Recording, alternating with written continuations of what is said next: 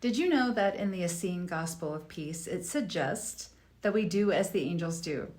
So let's talk about what the angels do. Hey, Lightworkers, I'm Deanna Joseph, Minister of Unity of Yucaipa. Please take a moment to follow us so you can keep up to date with our spiritual community.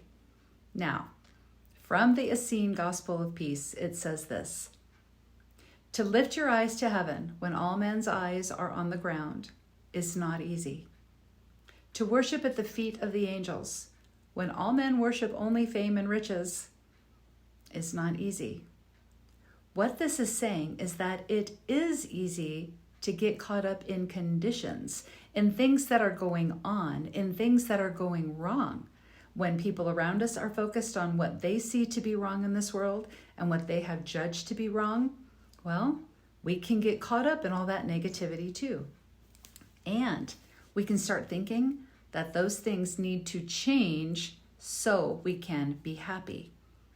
But then that means we can't be happy until those things change. We can't be happy until people start seeing things our way and acknowledging that we are so smart and so right. We can't be happy until the guy we vote for is president. And we can't be happy until, well, you fill in the blank. But this verse from the Essene Gospel of Peace, it goes on to say something else very powerful.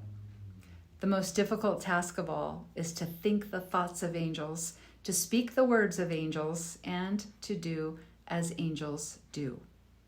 At first glance, this may seem like a very passive statement, like, oh, I'll just sit back and send love and light all day long. So sorry for your troubles, love and light.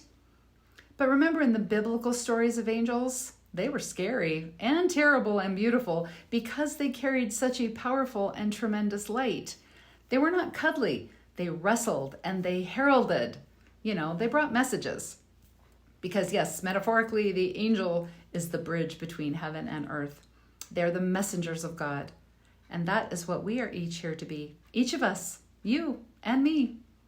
So when we see, think, and act as angels do, we see this world as the sacred place that it is, and we see the sacred in every person, even those people we don't like or approve of. What is more powerful than seeing the light of God within the guy you didn't vote for, or that person that betrayed you? So how do we see and think and speak as the angels do?